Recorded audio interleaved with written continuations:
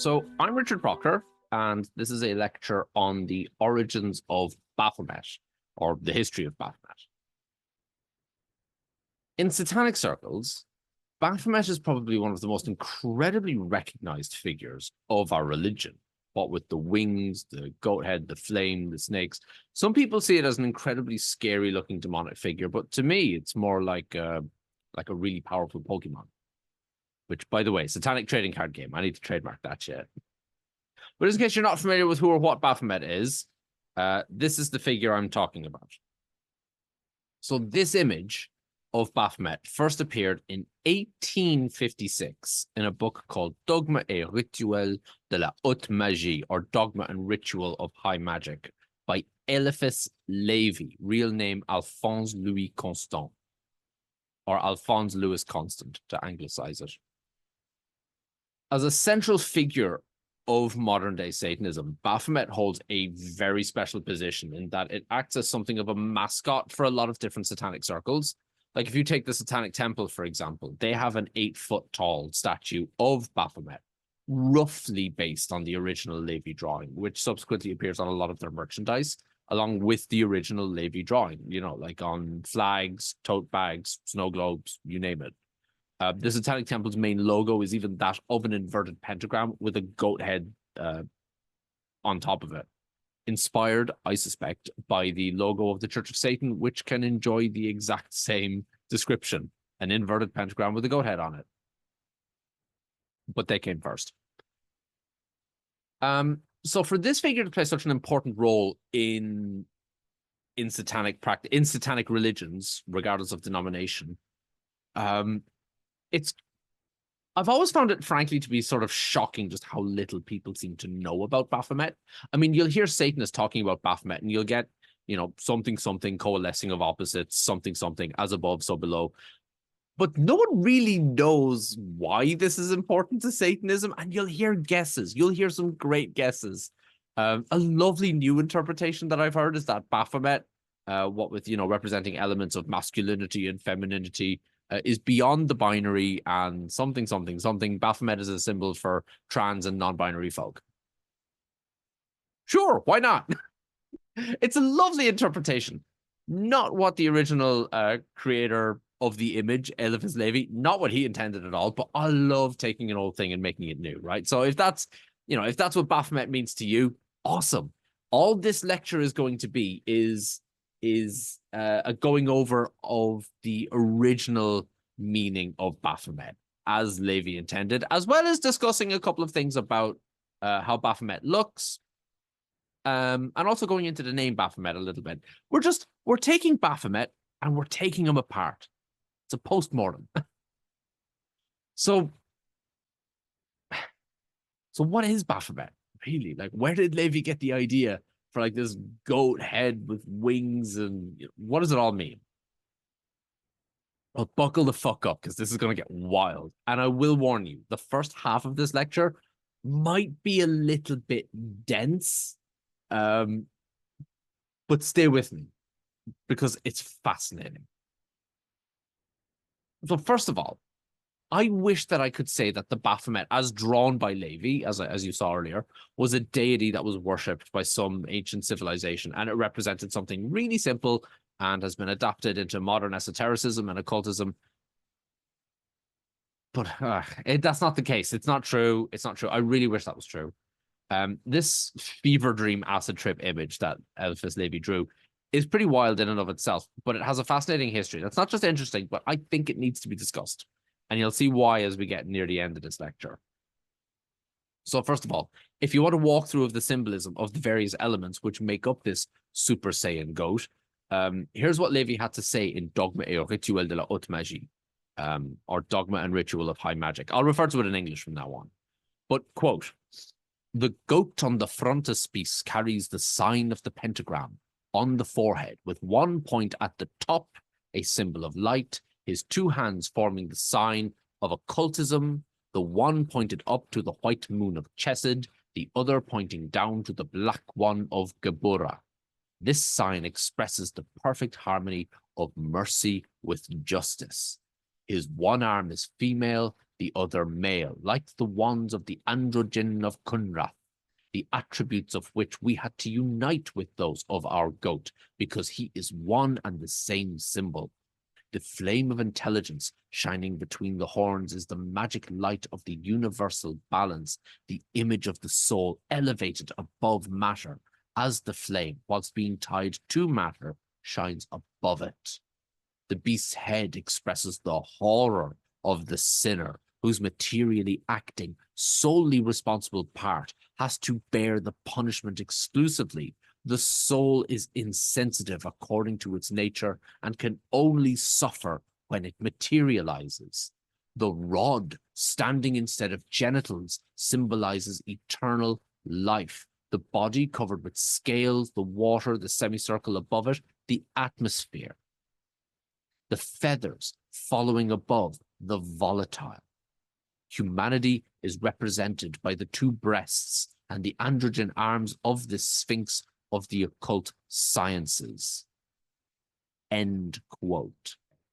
It's like, that's a really comprehensive description of the Baphomet. And with a description like this, it's kind of easy to see just why it would be taken as the mascot of a modern satanic religious organization, as well as many other occult and esoteric groups across history, right? It looks really cool. It's occult as shit. Like, who wouldn't want to use the Baphomet, right? But you see, here's the thing. Levi intended the image of the Baphomet to be a symbol of his magical theory of spiritual magnetism. And I wish I was making that up because it just sounds so cool. So, what do I mean by spiritual magnetism? Levi's theory of spiritual magnetism, it revolves around the concept of the astral light, which is a universal force that permeates everything in the universe. He believes this force was the key to understanding and influencing both the physical and spiritual worlds. According to Levi, the astral light is a kind of fluid or energy that connects all living things and is responsible for the transmission of thoughts, emotions, and even like magical power, right? In Levi's view, spiritual magnetism was about harnessing this astral light through willpower, imagination, and ritual practices. Anybody familiar with the Church of Satan can see the groundwork being laid here for where LeVay gets his idea of magic. But Levi saw it as he saw the astral light as a natural kind of scientific force that could be manipulated to achieve all kinds of outcomes, from like healing people to telling the future to spiritual self-enlightenment or whatever. It was central to his magical practices, where he believed that by understanding and directing the astral light, one could achieve a balance of opposites and align with the true universal order of the cosmos. Essentially, spiritual magnetism for Levi was the bridge between the material and the spiritual realms, allowing for the interaction and influence of one upon the other, basically. And I'm going to repeat some of that later on, because I know that can be a bit dense. But it is worth driving home, because the Baphomet can only really be understood in terms of Levi's religious views, as well as his political ones, and I'll touch on those later. But another quote from Dogma and Ritual of High Magic by Eliphas Levi is, quote, "There exists in nature a force much more powerful than steam." Side note, this was the mid-19th century. Steam was what was used to power all kinds of big machinery. So, yeah, steam was seen as a pretty powerful force back then. I continue. "This force was known to the ancients. It consists of a universal agent whose law is balance and the direction of which immediately concerns the great arcane of transcendental magic. This agent, who barely manifests himself under the trial and error of the disciples of Mesmer. This is exactly what the followers of the Middle Ages calls the raw materials of the great work, The Gnostics represented her as the fiery body of the Holy Spirit, and she was the object of adoration in the secret rites of the Sabbath or the temple under the hieroglyphic figure of Baphomet, or the androgynous goat of Mendes.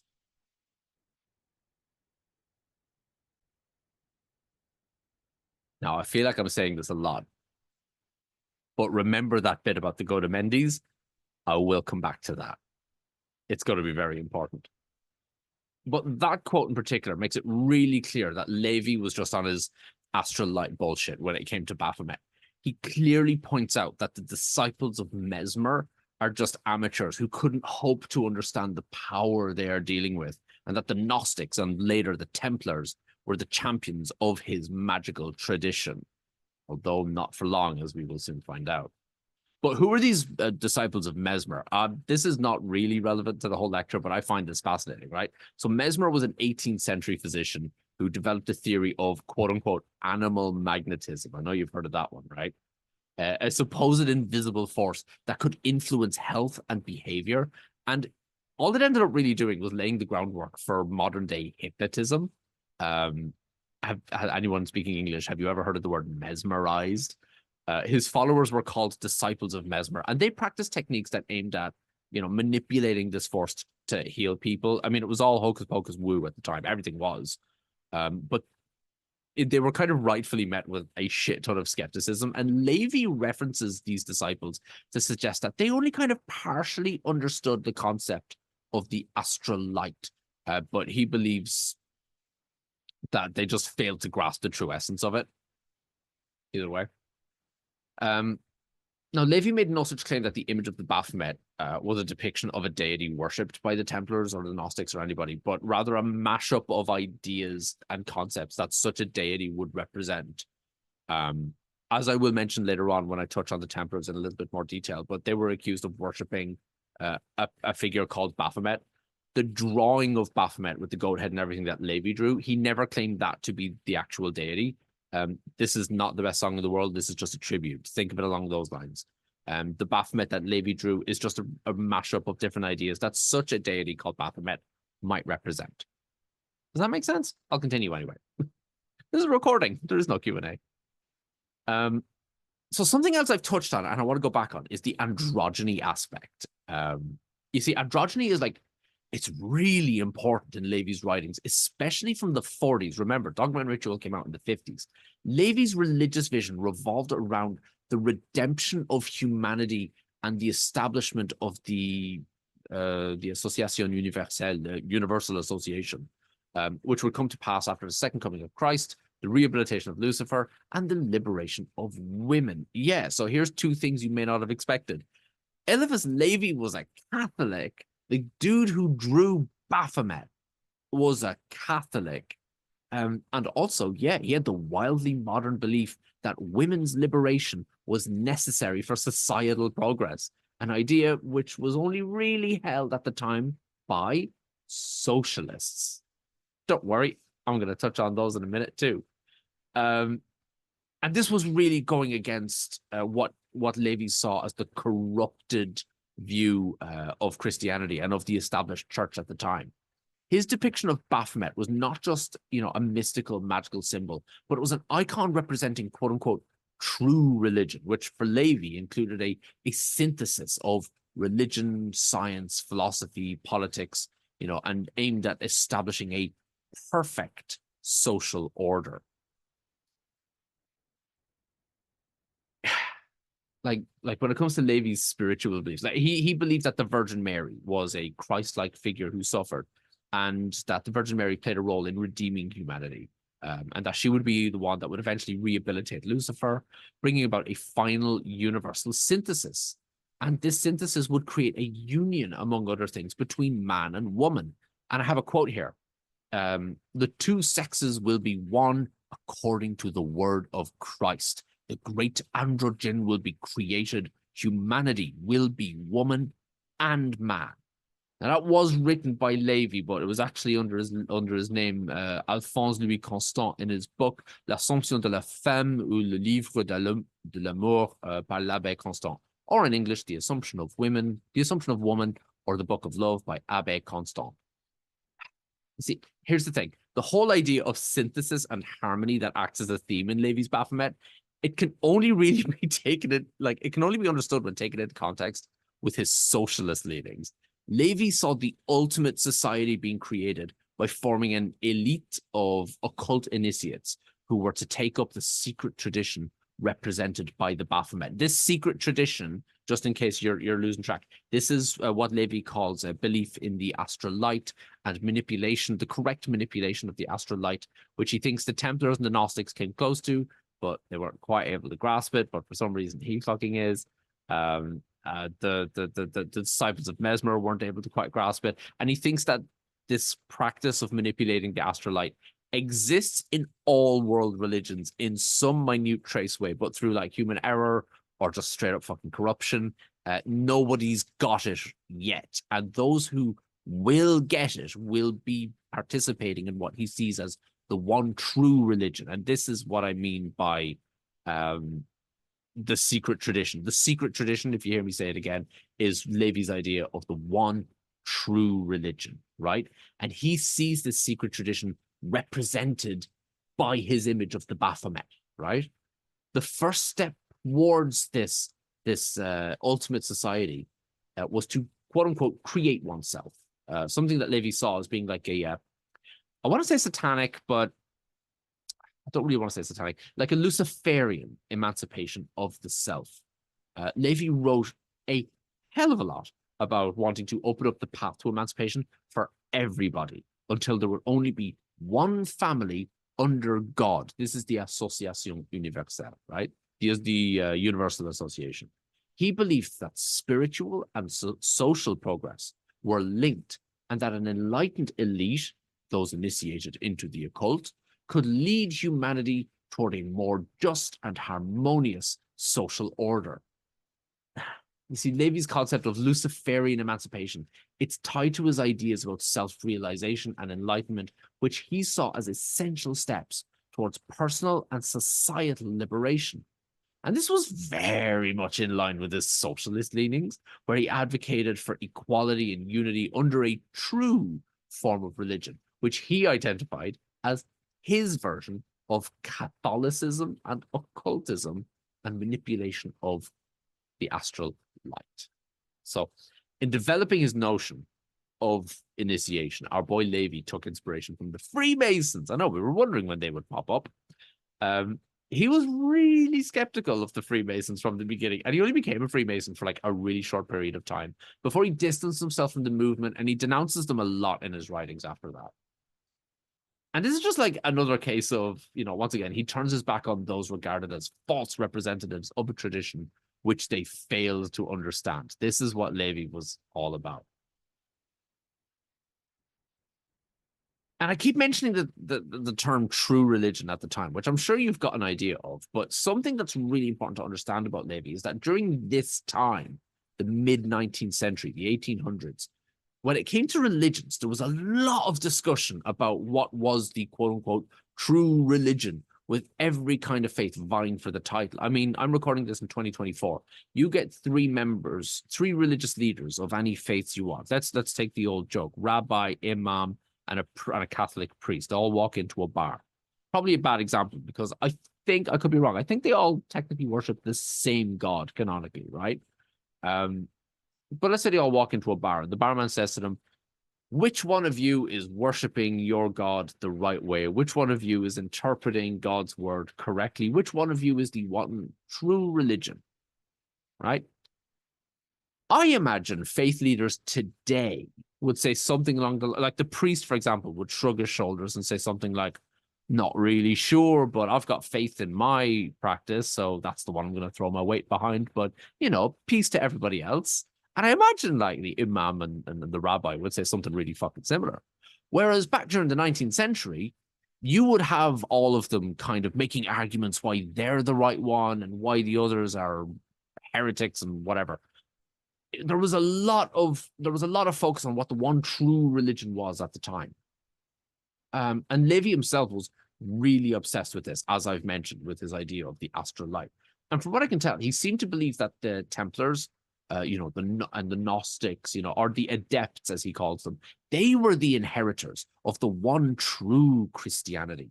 But through human error, they eventually, and I quote, degenerated into a mystical pantheism amounting to the idolatry of nature and the hatred of all revealed dogma, end quote.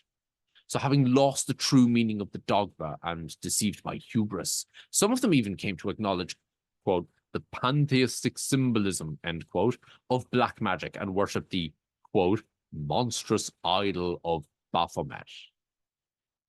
The main idea here being that Levi is saying there is one true tradition which has been grasped at by various people and groups throughout history, but by positing that every single one of them loses this tradition or corrupts it somehow, he is now the one to recover it.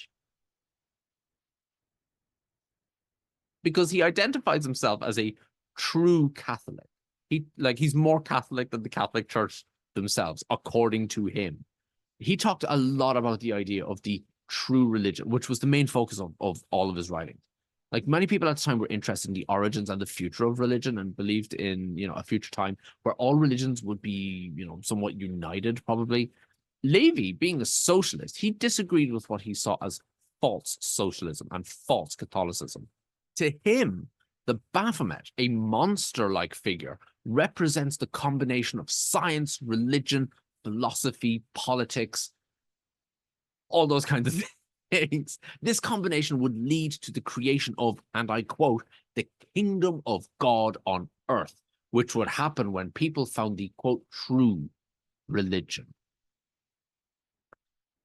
So now that I've briefly covered what the image of the Baphomet represented as per its illustrator, where did Levi get the visual representation from?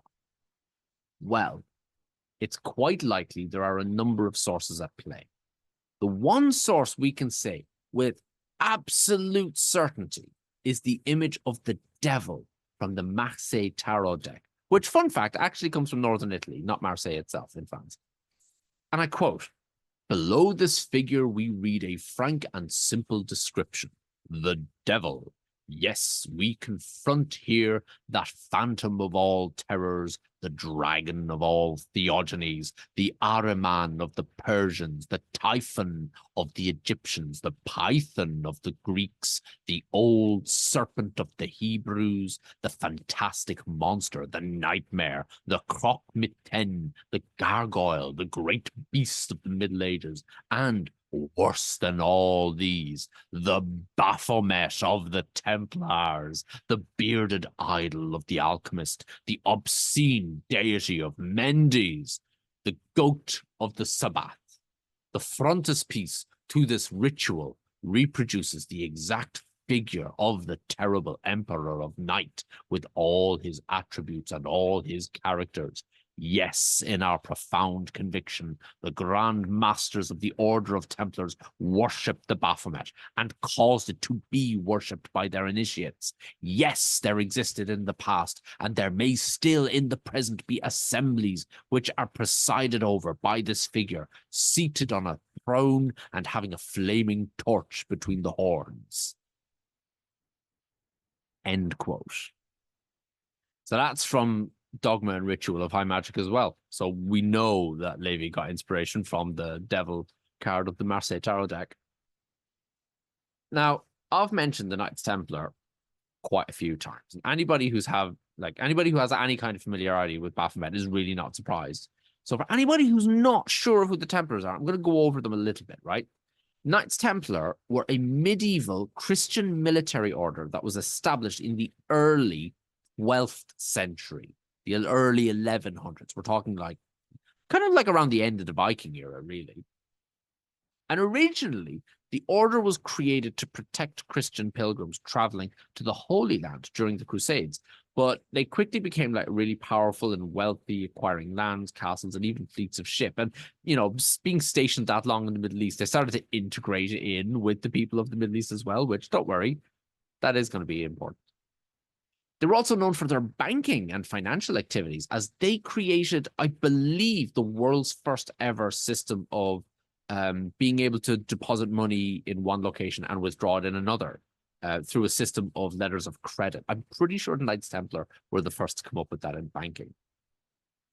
The Templars' power and wealth eventually made them the target of King Philip IV of France, who in 1307 did what any sane king would do, and he ordered the arrest of all Templars in France. And the following year, it was Pope Clement V who disbanded the order entirely. Many of the Templars were tortured and forced to confess to crimes such as heresy, blasphemy, and idolatry. And it was under this torture that accusations and confessions, which we think were pressed upon them, confessions of worshipping a Baphomet came out. So that's a very brief history of the Templars. And it's actually so brief, and it can actually be considered incorrect with how brief it is, but it gives you an idea of who they are. The main facts, the main like dates and names are all true, but there's a hell of a lot more to the Templars than just that, right? But don't worry, I'll come back for them. So the one big key difference between the tarot card I mentioned earlier, from which Levi draws his visual inspiration, and the Baphomet that he ended up drawing, like the big difference, the one big difference is the goat head. Okay, so where did he get that from? In the above quote from, or in the previous quote from Dogma and Ritual, Levi makes several references to the goat of Mendes, the sabbatical goat, linking those names to his illustration. You see, when Dogma and Ritual was first published, the image of the goat-headed leader of heretical witches, that was already like a really tropey image in pop culture at the time. I don't know if you consider there was a pop culture at the time, but this was known. Like, if witches were are a concept that have been around for hundreds of years, and they were said to have been led by a great goat-headed demon or a great goat-headed figure. So, like, so Levi wasn't exactly reinventing the wheel here. You can find other representations. If you go and Google, actually, I think I have a picture of it here. The Compendium Maleficarum by Francesco Maria Guazzo has the great goat-headed figure on the front. And you'll actually find it as well in not one, but two paintings by Francisco Goya, both of which called The Witch's Sabbath, although one of them in particular, this one, was technically never actually named by Goya, along with the other 13 paintings he painted in around the same time, all collectively known as the Black Paintings. But that's a different tangent for another day, folks. There was just so much out there for Levi to draw inspiration from in developing the image for his Goat of Mendes. I keep saying Goat of Mendes. I am going to come back to that name, because that's what I really want to hit on. But during, the medieval, like all throughout medieval Europe and right up until like the 18th century, those accused of practicing witchcraft often had further accusations kind of like foisted onto them of following, said great goat-headed master who would be labeled Baphomet or the devil. This goat-headed leader would rally the witches at a meeting called the Witches' Sabbath, which would involve just about anything you could make up to scare a good, clean Christian household. Riding on flying goats, having sex with each other, stripping naked, dancing, shagging the odd goat.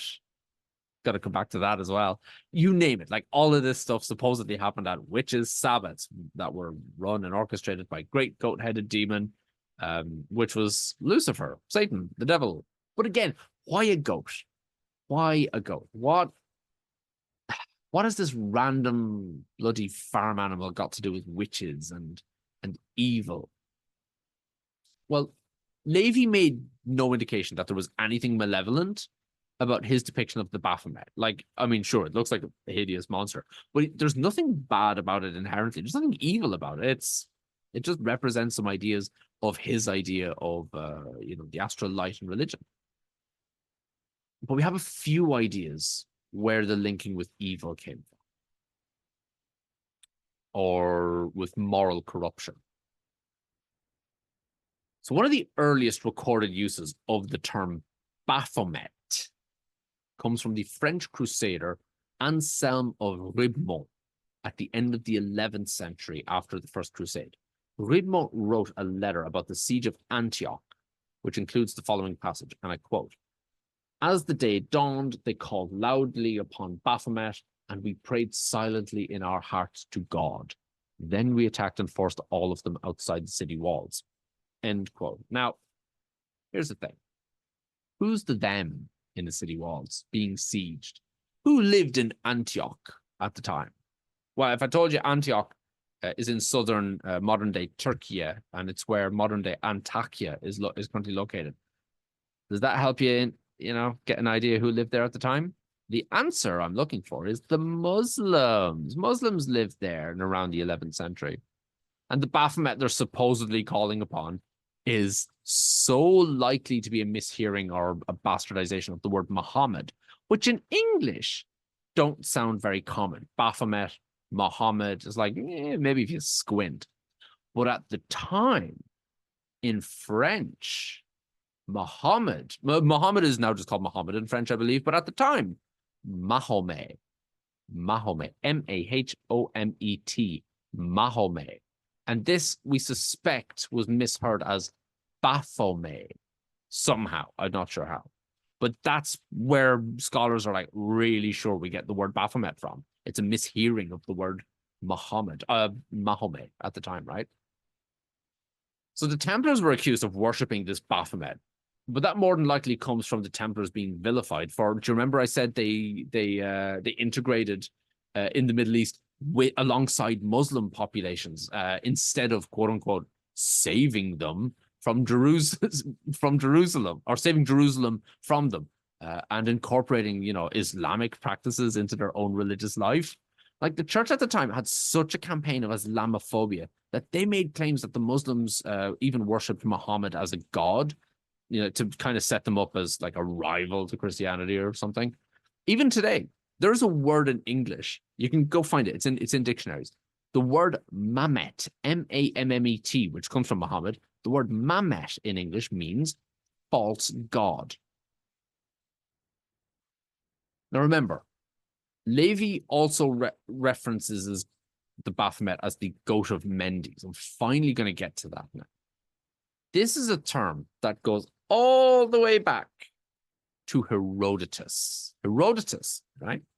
He was an ancient Greek historian who talked about the worship of the goat of Mendes. Mendes being the Greek name for the ancient Egyptian city of Jedet, also known in ancient Egypt as Perbanebjedet, the domain of the Ram Lord of Jedet. Herodotus said that the people here worshipped a goat god, and to be fair, they almost kind of did by worshipping Benebjedet, a ram-headed god who was said to be the spirit of the god Osiris, or Osiris. I always pronounced it as Osiris growing up because I never heard anyone say it out loud, but a lot of people say Osiris. I think he's like the Egyptian god of death. Don't ask me. Egyptian pantheon is not my specialty. Ask 7-year-old me. 7-year-old me would have known all about that. But anyway, regardless of the facts, when Herodotus was writing about the people of Jedet worshipping this ram-headed goat god, he was no slouch when it came to just like straight up making shit up about other people's societies and religions, like a fucking racist. Because he claims that they actually worshipped goats as well as copulated with them. He thinks that people shagged goats, and he spread that rumor throughout Europe. And how do we know this? Well, aren't you going to be surprised to hear I have a quote from Herodotus? Quote, the Mendesians, remember, Mendes, Greek name for Jedet, the Mendesians consider all goats sacred, the male even more than the female, and goat herds are held in special estimation. One he-goat is most sacred of all. When he dies, it is ordained that there should be great mourning in the Mendesian district. In the Egyptian language, Mendes is the name both for the he-goat and for Pan. In my lifetime, a strange thing occurred in this district. A he-goat had intercourse openly with a woman. This came to be publicly known. End quote. And I'm now going to I would now like to posthumously address Herodotus and say, it only became publicly known, dude, because you wrote it and it wasn't true. There's no evidence that ever fucking happened. None whatsoever. And that's taken from Herodotus's great work called Histories. And this was the type of schoolyard rumor that just festered over time. Medieval Europe, through influence of the Roman Catholic Church, no doubt, came to see Muslims from the East as heathenish devil worshippers who bowed before Baphomet / Mahomet and fucked goats. Ay. Let's bring this back a bit. Does that mean that Baphomet, a core figure of modern day satanic movements, is rooted in Islamophobia and / or the othering of the ancient Egyptians? It's very possible. I mean, and it's easy to come out with counter arguments of Satanists today, reclaiming the image of the goat-headed Baphomet and turning it into, an image of positivity as a core image of our religion. But that goat-headed aspect would still carry the stink on it. And sure, we Satanists love a little bit of self-affirming blasphemy, but it's usually always against the dominant Western Christian traditions. Who among us can truly claim it to be our place to reclaim the goat-headed aspect of the Baphomet and turn it into a positive symbol? Well, if you're a Satanist like me, then it's at this moment in my research that I started having a crisis of faith, and you may be as well, right? Perhaps you don't care about the goat fucking rumors of the past, and you know that your Satanism isn't rooted in racism, and you'll use whatever symbols or imagery you please. Or perhaps you know the power that symbols carry, especially imagery as esoteric as this in a religion, and you wish to distance yourself from the image of the Baphomet because of these goat-headed origins. And you'll bristle and shiver anytime you hear the term goat of Mendes. If that's the case, I've got a way out for you. You see, the origins of linking the image of a goat to all things evil in medieval Europe didn't just come from Herodotus, thankfully. Another explanation for the goat being seen as a creature of malevolence and evil, predating the Knights Templar, can be traced back to the Bible, specifically Matthew 25, 31 to 46. Matthew chapter 25, verse 31 to 46. And I'm just going to read out sections of these to still give you the idea of what's happening.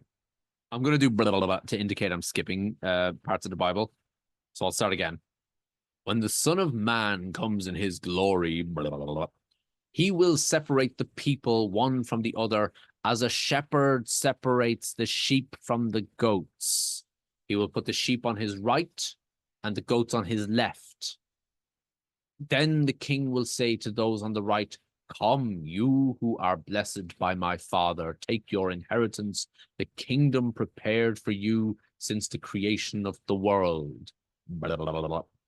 Then he will say to those on the left, "Depart from me, you who are cursed, into the eternal fire, prepared for the devil and his angels." Blah, blah, blah, blah. Then they will go away to eternal punishment, but the righteous to eternal life. End quote. There's also the story of the scapegoat ritual as told in Leviticus 16. The gist of this one is that Aaron, who is the brother of Moses, he brings two goats before the Lord and then throws dice. He throws lots. One for the Lord's goat and one for the scapegoat. Which one would be which? The one for the Lord is sacrificed, and the one that is deemed to be the scapegoat has the sins of Israel placed on it and released into the wilderness. Quote, "Then Aaron shall lay both his hands on the head of the live goat and confess over it all the iniquities of the people of Israel and all their transgressions, all their sins, putting them on the head of the goat and sending it away into the wilderness by means of someone designated for the task. The goat shall bear on itself all their iniquities to a barren region, and the goat shall be set free in the wilderness." End quote. So here we have clear biblical links between the image of the goat to sin and not being worthy of God's presence, but only of eternal punishment in the eternal fire prepared for the devil and his angels. From there, you've got demonizing of other religions by the ever-growing Christian faith, such as, the ancient Greeks who believed in satyrs and pans. satyrs and the god Pan being demonized by the church, both of which were commonly depicted as having cloven hooves as well, tails and horns. Were the slanderous rumors of Herodotus known to the authors of Matthew and Leviticus in the Bible? Don't know. Honestly, can't say. If they did, then that would be a clear lineage back to Herodotus and his goat fucking rumors to be the reason why goats are interpreted as like connected to evil. But I can't find any link to it. Go ask what's his name, Dan McClellan on TikTok. Okay, he's a biblical scholar. He'll tell you. Sure, like the people of Mendes, or Jadet, as I should say, they did worship a deity, kind of, with the head of a goat, kind of. But Egyptians worshipped all kinds of deities with all kinds of animalistic heads. So to single out goats like that would be really unusual. Now, I'm no historian, and I could have this backwards, but I think it's unlikely that the tales in the Bible were influenced by Herodotus at all. I personally, I find it unlikely. As I said, I'm not a biblical scholar. Go ask somebody else about that. But when you take these biblical goat stories and fast forward a few dozen centuries to medieval Europe, it's no wonder that those accused of witchcraft were said to worship a goat-headed master. The lineage between this and modern-day cartoonish depictions of Satan having cloven hooves and horns is so clear. My Satanism is not rooted in racism or Islamophobia, but can that truly be avoided when even the very name Baphomet can so clearly and evidently have its etymological lineage traced back to the word Muhammad? Well, the lineage might be there, but it has long since evolved and become a different word in and of itself. Eliphas Levi, who created the very image of Baphomet used in My Satanism, he was explicit in its representations, interpretations, and meaning, and the othering of Muslims or even the Egyptians is not there. Just like the evolution of the name, the evolution of the meaning of the goat symbolism has also changed into something new. This is my Baphomet, the outcast scapegoat representing sin before a vain and tyrannical God, a figure of balance, justice, harmony, reconciliation of opposites, and now we can add transgenderism and non-binary people onto that list as well.